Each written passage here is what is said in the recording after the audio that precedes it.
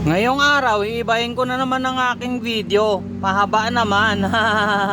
Pupunta ako ngayon ng Lagro kasi it's Saturday.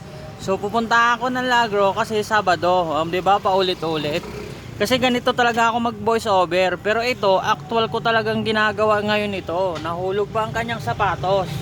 So anyway, papunta na nga ako dito. At ito nga pala si nanay.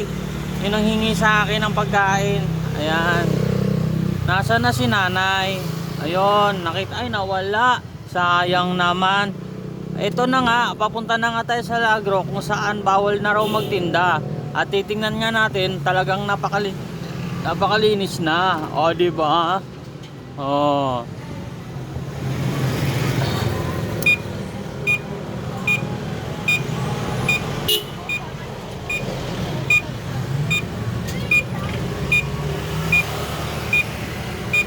Tangina, nagsabay-sabay.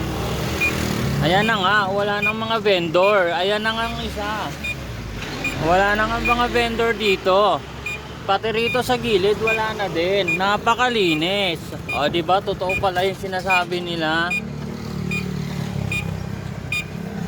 May gulay kaya dyan?